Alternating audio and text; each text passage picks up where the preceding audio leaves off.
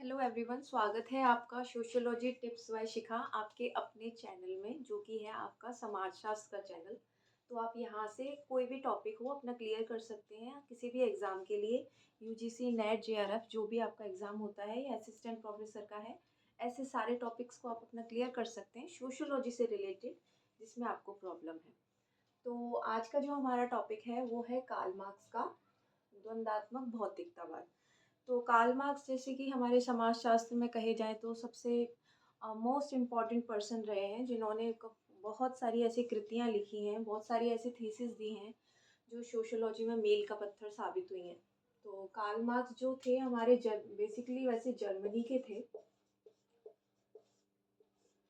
Germany में इनका जन्म हुआ था और उन्होंने काफ़ी सारी बुक्स वगैरह लिखी हैं, जिनमें उन्होंने अपनी जितनी भी थीसिस हैं उनके बारे में लिखा है। तो आज का जो हमारा मेन टॉपिक है वो है द्वंद्वात्मक भौतिकतावाद। देखिए, जिस द्वंद्वात्मक भौतिकतावाद जिसे इंग्लिश में डायलेक्टिकल मटेरियलिज्म भी बोलते हैं। तो सबसे पहले देखें तो डायलेक्टिक मटेरियलिज्म जो है, इसमें डायलेक्टिक जो है वो इंग्लिश का ग्रीक वर्ड जो है डायलेगो से बना है। तो देखा जाए तो डायलेगो का मतलब ही होता है वाद विवाद करना। तो द्वंद्वात्मक मतलब द्वंद्व से आप क्या समझते हैं? द्वंद्व से मतलब होता है जब एक पर्सन अपनी बात बोलता है और दूसरा पर्सन अपनी बात बोलता है, दोनों के बीच में जो वाद विवाद होता है उसको बोलते हैं द्वंद्व। द्वंद्व मतलब संघर्ष बोल सकते हैं, वाद विवाद बोल सकते हैं, ऐसी बातें जिन पे एक आदमी अपनी बात रखता है, दूसरा आदमी अपनी बात रखता है, उन दोनों में विचारों का मतभेद होता है, तो उसको बोलते हैं वाद विवाद करना। तो देखें, द्वंद्वात्मक भौतिकतावाद। तो द्वंद्वात्मक भौतिकतावाद दो चीज है। तो इसमें जो पहला टर्म है द्वंद्वात्मक, वो जो टॉपिक है वो कार्ल मार्क्स ने लिया हीगल से। किससे लिया? हीगल से। और भौतिकतावाद का जो टर्म है उन्होंने लिया फ्यूरोबैक, एक समाजशास्त्री हुए फ्यूरोबैक। वैसे जहाँ तक हीगल का ही बताया जाता है, भौतिकतावाद की जो बात है बहुत कम समझाई जाती है। उन्होंने भौतिकतावाद का जो टॉपिक है वो फ्यूरोबैक से लिया था। अब सबसे पहले हम द्वंद्वात्मक जो है उसको समझ लेते हैं। तो जो हीगल थे, हीगल ने सबसे ज़्यादा विचारों को प्रधानता दी। उन्होंने कहा कि किसी भी व्यक्ति के जो विचार होते हैं वो प्रमुख होते हैं, यानी विचारों से ही अगर समाज में देखा जाए तो सारा कुछ परिवर्तन हुआ है। तो कार्ल मार्क्स कहते हैं कि हीगल ने विचारों को इतनी प्रधानता दी, अपनी बातों में विचारों को इतना ज़्यादा इम्पोर्टेंस दिया कि उन्होंने कहा कि उन्होंने एक व्यक्ति को यानी सर के बल खड़ा कर दिया, कुछ ऐसे। यानी ये सर है, विचार हमारे मस्तिष्क में आते हैं और जब हम विचारों को प्रमुखता देंगे तो मतलब उन्होंने, हीगल ने विचारों को इतनी प्रमुखता दी कि व्यक्ति को उल्टा खड़ा कर दिया। तो मार्क्स कहते हैं कि हीगल की जो ये जो बताई गई है विचार की जो प्रमुखता की बात, वो गलत है। क्योंकि कार्ल मार्क्स के अनुसार जो सारी बातें होती हैं वो विचारों से नहीं होती, भौतिक चीज़ों से होती है। आगे हम इसमें समझेंगे कि उन्होंने जो भौतिकतावाद का जो टर्म है वो फ्यूरोबैक से लिया है। जो हीगल है उन्होंने विचारों को प्रमुखता दी, मैंने बताया। तो हीगल ने कंसेप्ट दिया था कि तीन चीज़ें होती हैं, त्रैत का नियम बोलते हैं जिसको, त्रैत का नियम, और जिसमें आता है वाद पहला, दूसरा होता है प्रतिवाद और तीसरा होता है संवाद। देखिए कैसे होता है। वाद जिसको थीसिस बोलते हैं, फिर होता है प्रतिवाद। वाद होता है कोई मेन पॉइंट जिसपे हम अपनी बात रखते हैं, ठीक है। और प्रतिवाद होता है उसके एंटी, जब हम कुछ बोलते हैं। एक पर्सन ने कोई बात रखी, फिर द्वंद्व की वजह से दूसरा पर्सन उसका जवाब देगा, तो वाद और ये प्रतिवाद। तो वाद और प्रतिवाद में जब दोनों में द्वंद्व होता है तो एक तीसरी टर्म निकल के आती है जिसको बोलते हैं संवाद, ठीक है। Thesis, antithesis and synthesis. तो वाद और प्रतिवाद में जब आपस में लड़ाई होती है, इनमें द्वंद्व होता है, तो उससे संवाद निकल के आता है। ये थ्योरी थी हीगल की। हीगल ने इसको त्रैत का नियम बोला है। ठीक है, मार्क्स ने भी माना कि वाद प्रतिवाद संवाद होता है। तो उन्होंने कहा, जैसे एक उदाहरण मैं आपको समझा देती हूँ। जैसे वाद आप मान लीजिए गेहूं का दाना, ठीक है। अब प्रतिवाद हुआ उसको, जब हम उस दाने को बो देते हैं जमीन में तो जो पौधा निकलता है।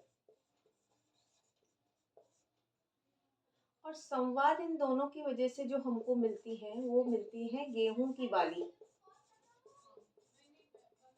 गेहूं की बाली होती है और जो सूख जाती है, ठीक है ना। तो सूखने के बाद हमको क्या मिलता है, वापस हमको क्या मिलता है, दाना, ठीक है। गेहूं का दाना वाद, प्रतिवाद उससे जो पौधा निकला, और संवाद है गेहूं की बाली में जो दाने निकल के आए, बालियां निकल के आई। यानी उन दोनों की वजह से जो तीसरी चीज हमको नहीं मिली वो है हमारी गेहूं की बाली, यानी संवाद हो गया। तो अब हीगल का मानना है कि जो वाद और प्रतिवाद के बाद में जो संवाद आता है वो उन दोनों के बाद में जो मिलता है वो अपग्रेड वर्जन होता है। अपग्रेड वर्जन मतलब पहले से जो ज्यादा बढ़ के अच्छी चीज होती है। ये वाली जो होती है वो उच्चतर स्थिति होती है। संवाद की जो स्थिति होती है वो पहले से उच्चतर की स्थिति होती है। अब संवाद मिला, अब संवाद आगे चलकर धीरे धीरे वापस से एक वाद का रूप ले लेता है, फिर कोई प्रतिवाद होता है और फिर हमको संवाद मिलता है। यानी पहली स्थिति होती है ये उच्चतर होती है, वापस से फिर वो घूम के संवाद बना तो वो उससे भी ज्यादा अच्छी स्थिति होगी। तो ये था हीगल का त्रेत का नियम। अब मार्क्स ने इस चीज को लिया हीगल से, किसको, द्वंद्वात्मक वाला, द्वंद्वात्मक वाला जो विचार है वो लिया यहाँ हीगल से। अब भौतिकतावाद की जो फ्यूरोवेक का, उन्होंने फ्यूरोवेक ने बोला था कि ये विचार सब कुछ नहीं होते हैं, भौतिक पदार्थ जो होते हैं वो जगत का आधार होते हैं। भौतिक पदार्थ मतलब हमारी दुनिया में जो भी चीजें हैं हमारे आसपास, तो विचारों से तो प्रगति नहीं हो सकती, सिर्फ सोचने से तो प्रगति नहीं हो सकती। तो उन्होंने कहा जब तक भौतिक पदार्थ ना मिले, लोगों को जीवन में सुख सुविधाएं ना मिले, उनकी आर्थिक स्थिति अच्छी ना हो, जब तक ऐसा नहीं है कि समाज प्रगति करेगा। तो ये वाला कंसेप्ट था वो मार्क्स को पसंद आया, तो उन्होंने भौतिकतावाद वाली चीज है वो ली फ्यूरोवेक से। अब दोनों को मिला के कार्ल मार्क्स से बना दिया द्वंद्वात्मक भौतिकतावाद। तो मार्क्स कहते हैं कि वाद प्रतिवाद और संवाद की तरह ही अगर हम माने तो वाद मान लेते हैं पूंजीवाद, प्रतिवाद जो मान लेते हैं वो होता है सर्वहारा वर्ग या श्रमिक वर्ग का संघर्ष। अब इन दोनों की वजह से जो हमको संवाद मिलेगा, वो जो संवाद की स्थिति होगी वो हमको मिलेगी साम्यवादी अवस्था। देखिए, कार्ल मार्क्स ने पहले ही बोला था कि समाज में जो है से वर्ग बट गए हैं, जिसमें एक तो पूंजीपति वर्ग हो गया है, एक श्रमिक वर्ग हो गया है। तो पूंजीपति जो है वो अपने नीतियों की वजह से और अधिक अमीर होते जा रहे हैं, श्रमिकों का शोषण करते हैं। तो पूंजीपतियों को तो बोला है कार्ल मार्क्स ने बुर्जुआ, बुर्जुआ वर्ग, और पूंजीपति और श्रमिकों को बोला है उन्होंने सर्वहारा वर्ग। तो कार्ल मार्क्स ने कहा था कि पूंजीपतियों में यानी बुर्जुआ वर्ग में और श्रमिकों में यानी सर्वहारा वर्ग में, दोनों में संघर्ष होगा। ऐसी स्थिति आएगी जब श्रमिक जो है अपने हक के लिए खड़े हो जाएंगे, उनको लगेगा कि हमारा शोषण हो रहा है, हम उनमें चेतना आ जाएगी तो वो संघर्ष करेंगे। तो चेतना की वजह से जब वो संघर्ष करेंगे यानी वो प्रतिवाद करेंगे, किसके प्रति, वाद के प्रति, पूंजीवाद के प्रति। जब वो प्रतिवाद करेंगे, संघर्ष करेंगे, तो मार्क्स कहते हैं संवाद निकल के आएगा, एक ऐसी अच्छी स्थिति निकल के आएगी जिसको बोलते हैं साम्यवादी अवस्था।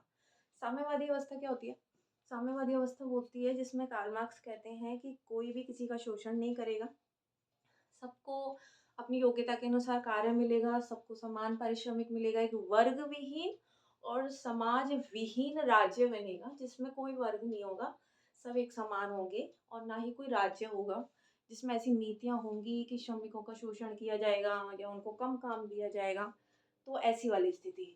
तो इसको बोलते हैं साम्यवादी अवस्था, समाजवादी युग।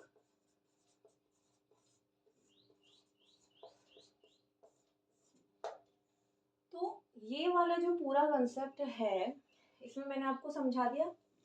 तो यही कार्ल मार्क्स ने बोला था कि द्वंद्वात्मक भौतिकतावाद क्या होगा। भौतिकतावाद यानी आर्थिक चीजों के लिए लड़ाई होगी, आर्थिक तत्वों के आधार पर समाज को समझा जाएगा जिसमें पैसों का बोलबाला होगा। कार्ल मार्क्स जैसे कि आर्थिक जो होता है उसको सेंटर में रखते हैं, आर्थिक तत्वों को, और उसके चारों तरफ सारी चीजें चलती हैं, मार्क्स का बोलना है, जिसको आर्थिक निर्धारणवाद का भी बोला है, मैं अगले टॉपिक में आपको समझा दूंगी।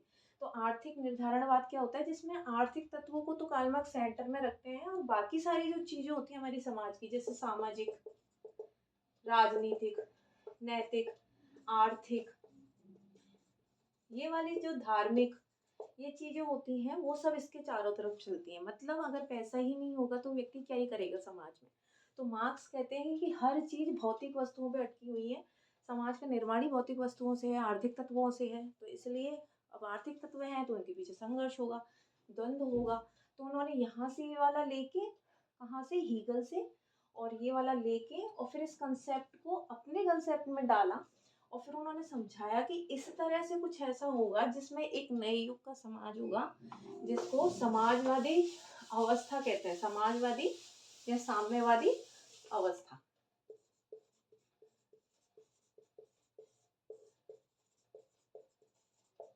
जो किस रूप में मिलेगा हमको, संवाद के रूप में, ठीक है। और ये स्थिति जो होती है वो उच्चतर स्थिति होती है। उच्चतर स्थिति इसलिए क्योंकि इसमें पहले से स्थिति अच्छी होती है, पहले से जो सुख सुविधाएं होती हैं वो ज़्यादा मिलती हैं, लोगों को शोषण नहीं होगा, तो ऑब्वियसली उच्चतर स्थिति होगी। तो मार्क्स ने द्वंद्वात्मक भौतिकतावाद का, द्वंद्वों के भौतिकतावाद को दोनों को मिला के अपने कंसेप्ट को पूंजीवाद और श्रमिकों के साथ में जोड़कर द्वंद्वात्मक भौतिकतावाद का कंसेप्ट दिया है। आई थिंक आपको ये कंसेप्ट क्लियर हो गया होगा। ऐसे ही कार्ल मार्क्स का आगे जो भी टॉपिक्स हैं मैं आपको इसी चैनल पे क्लियर करवाऊंगी। सो थैंक यू, चैनल देखते रहिए, लाइक करते रहिए, सब्सक्राइब करते रहिए। Thank you so much.